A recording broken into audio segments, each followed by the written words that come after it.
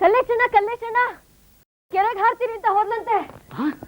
ಕೆರೆಗ ಕಮಲಮ್ಮ ಕಮಲಮ್ಮ ಕಮಲೆ ನೀನು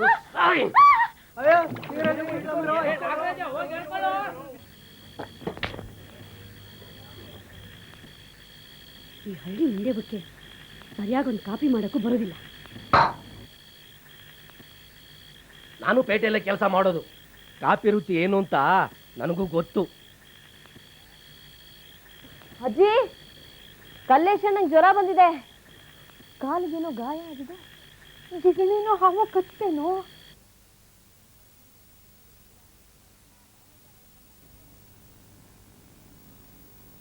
ನಂಜಿ, ನೀನು ತೋರಿಸೋ ಪ್ರೀತಿಲಿ ಕಾಲು ಭಾಗನಾದರೂ ಆ ಕಮಲಿ ನನ್ನ ಮೇಲೆ ತೋರಿಸಿದ್ರೆ ನನ್ನ ಜೀವನನೇ ಬೇರೆ ಆಗಿರ್ತಿತ್ತು.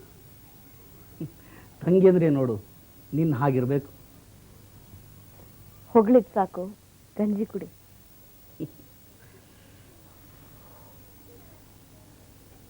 ನೀನು ಊಟ ಆಯ್ತಾ?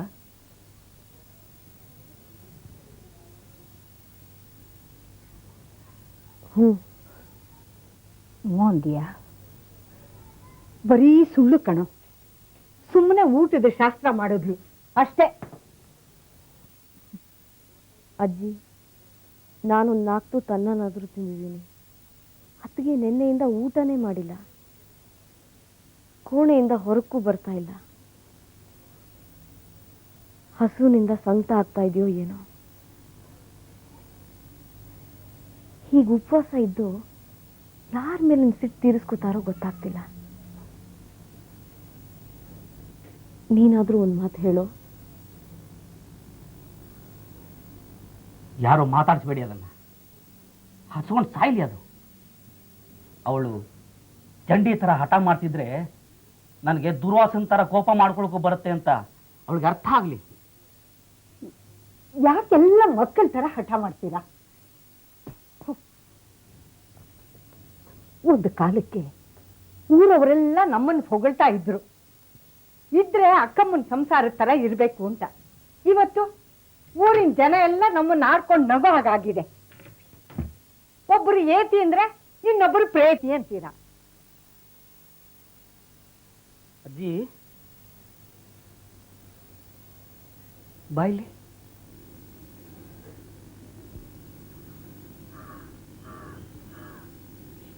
ಅಜ್ಜಿ, ಇವತ್ತು ರಾತ್ರಿ ನೀನು ಹಿತ್ತಲ ಬಾಗಿಲಿಗೆ ಹತ್ತಿರವಾಗಿ ಚಾಪೆ ಹಾಸ್ಕೊಂಡು ಮಲಕ್ಕೋ. ನಂಜಿ, ನೀನು ಮುಂದಿನ ಬಾಗಿಲಿಗೆ ಅಡ್ಡವಾಗಿ ಹಾಸಿಗೆ ಹಾಸ್ಕೊಂಡು ಮಲಕ್ಕೋ. ಏನೋ ನೀನು ಹೇಳ್ತಾ ಇರೋದು? ತವರಿಗೆ ಬಂದ ಮಗುನ ಕೋಣೆಯಲ್ಲಿ ಮಲಗು ಅಂತ ಹೇಳ್ದೆ, ಬಾಗ್ಲತ್ರ ಮಲಗು ಅಂತ ಹೇಳ್ತಿದೀಯಲ್ಲ?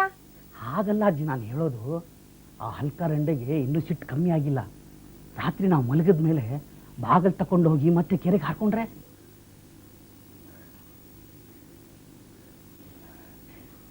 ಒಳ್ಳೆ ಉಪಾಯ ಕಣೋ. ಕಂಟಿ ಇವನ್ನ ಪೊಲೀಸ್ ಕೆಲ್ಸಕ್ಕೆ ಸೇರಿಸಿದ್ದು ಸಾರ್ಥಕ ಆಯ್ತು. ಅಪ್ಪಯ್ಯ ನನ್ನನ್ನು ಪೊಲೀಸ್ ಕೆಲಸಕ್ಕೆ ಸೇರಿಸಿ ಒಳ್ಳೆ ಕೆಲಸ ಏನೋ ಮಾಡ್ದ. ಆದರೆ ಈ ಮಾರಿನ ನನಗೆ ಗಂಟು ಹಾಕಿ ಸುಖಾನು ಸಿಗದೆ ಇರೋ ಹಾಗೆ ಮಾಡ್ದ. ಹೀಗೆ ಮಾಡಿದ್ನಲ್ಲ ಅಂತ ಅಪ್ಪಯ್ಯನ ಮೇಲೆ ಒಂದೊಂದ್ಸರಿ ಎಷ್ಟು ಕೋಪ ಬರುತ್ತೆ ಗೊತ್ತಾ? ಇದನ್ನೆಲ್ಲ ಯೋಚನೆ ಮಾಡಿ ನಿನ್ನ ಆರೋಗ್ಯನ ಇನ್ನೊಂದಷ್ಟು ಹಾಳು ಮಾಡ್ಕೋಬೇಡ. ತಟ್ಟೆ ಕುಡಿಲಿ, ಕೈ ತೊಳ್ಕೊಂಡು ಸುಮ್ಮನೆ ಮಲ್ಕ.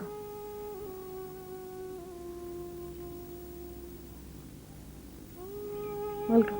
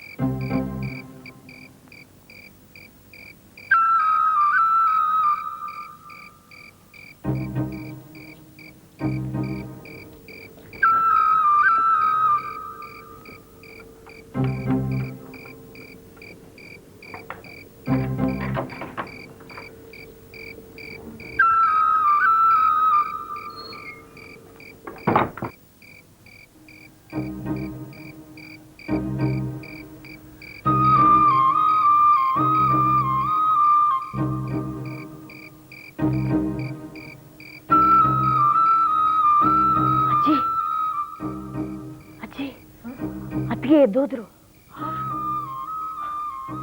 ನಾನು ಇಲ್ಲೇ ಬಾಗಿಲಿಗೆ ಅಡ್ಡವಾಗಿ ಮಲಗಿದ್ದೀನಲ್ಲೇ, ಚಿಲ್ಕ ಬೇರೆ ಹಾಕಿದೆ. ಹೊರಗಲ್ಲ ಅಜ್ಜಿ, ಅಡಿಗೆ ಮನೆಗೆ. ಅಜ್ಜಿ ಹೊರಗೆ ಹೋಗೋಕ್ಕಾಗಲ್ಲ ಅಂತ ಅಡಿಗೆ ಮನೇಲಿ ಬೆಂಕಿ ಗಿಂಕಿ ಹಚ್ಕೊಂಡ್ರೆ? ಅಯ್ಯೋ ದೇವ್ರೆ, ಬಾರೆ ನೋಡೋಣ.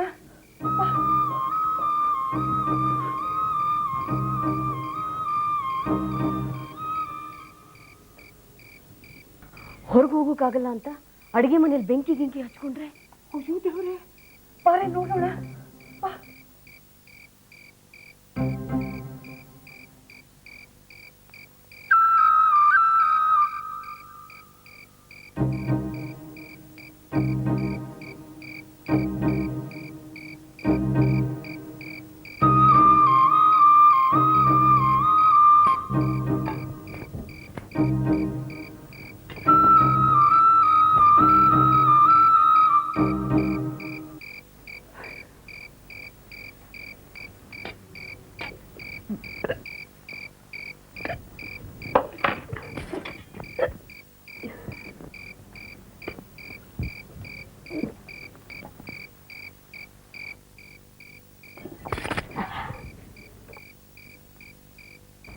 ನಂಜಿ, ಇವಳು ಯಾವಾಗಲೂ ಹೀಗೆ ರಾತ್ರಿ ಯಾರಿಗೂ ಕಾಣ್ದಾಗೆ ತಿಂದು ಬಿಡೋದು.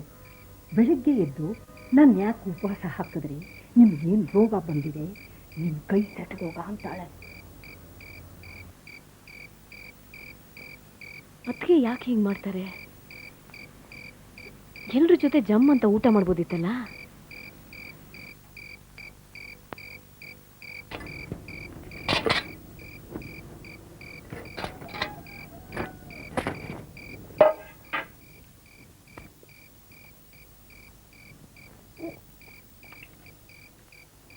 ತಿಂದಿದ್ದು ಮುಗಿತು ಅಂತ ಕಾಣುತ್ತೆ ನೋಡು. ನಾವು ನೋಡ್ತಾ ಇದ್ದೀವಿ ಅಂತ ಅವಳು ಗೊತ್ತಾಗೋದು ಬೇಡ. ಬಾ ಬಾ.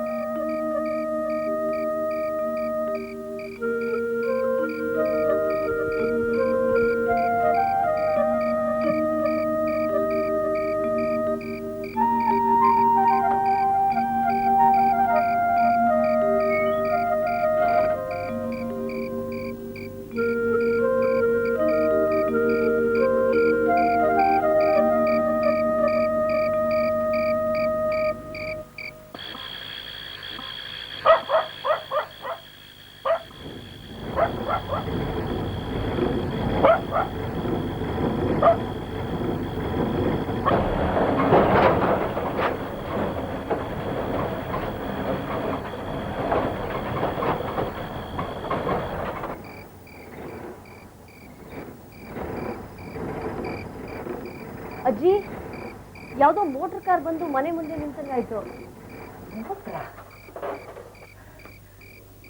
ಕಂಟಿ ಏನಾದ್ರೂ ಬಂದಿಗಿನ್ನ? ಕಮ್ಲಿ ಕಮ್ಲಿ ಕಮ್ಲಿ ಕಮ್ಲಿ ಕಮ್ಲಿ ಕಮ್ಲಿ ಕಮ್ಲು ಕಮ್ಲಿ ಅಲ್ಲಿ ಕಮ್ಲಿ ಕಮ್ಲು ಕಮ್ಲು ಕಮ್ಲಿ ಕಮ್ಲು ಕಮ್ಲಿ ಕಮ್ಲಿ ಕಮ್ಲಿ ಕಮ್ಲಿ ಕಮಲಿ ಕಮಲಿ ಕಮ್ಲಿ ಕಮ್ಲಿ ನಮ್ ಕಮ್ಲಿಯಲ್ಲಿ ಅವ್ಳಿಗೇನಾಗಿದೆ? ಅವಳಿಗೇನಾಗಿದೆ? ಚೆನ್ನಾಗೇ ಇದ್ದಾಳೆ. ಇಲ್ಲ, ನೀವು ಸುಳ್ಳು ಹೇಳ್ತಿದ್ದೀರಾ. ನಾನು ಯಾಕಮ್ಮ ಸುಳ್ಳು ಹೇಳಿ? ಬೇಕಿದ್ರೆ ನೀವೇ ನೋಡಿ. ಮಲಗಿದ್ದಾಳೆ. ಮಲಗಿದಾಳ? ಹೌದು, ನೋಡಿ. ಬಾಗಿಲು ತೆಗೆದೇ ತೋರಿಸ್ಬೋದಾಗಿತ್ತು, ಆದ್ರೆ ಒಳಗಡೆ ಚೀಕ ಹಾಕೊಂಡು ಮಲಗಿದ್ದಾಳೆ. ಹಾಗಾದ್ರೆ ನಮ್ ಕಮ್ಲಿಗೆ ಏನೂ ಆಗಿಲ್ವಾ? ಯಾರಿಗೂ ಕಾಣದ ಹಾಗೆ ಮಧ್ಯರಾತ್ರಿ ಎದ್ದ ಅಡಿಗೆ ಮನೆಗೆ ಹೋಗಿ ಹುಳಿ ಅನ್ನ ಎಲ್ಲ ಚೆನ್ನಾಗಿ ತಿಂದು ಏನು ಅರಿದೆ ಇರೋಳ ಹಾಗೆ ಮುಸ್ಕ ಹಾಕೊಂಡು ಮಲಗಿದ್ದಾಳೆ. ಹೋಗಿ ನೋಡಿ.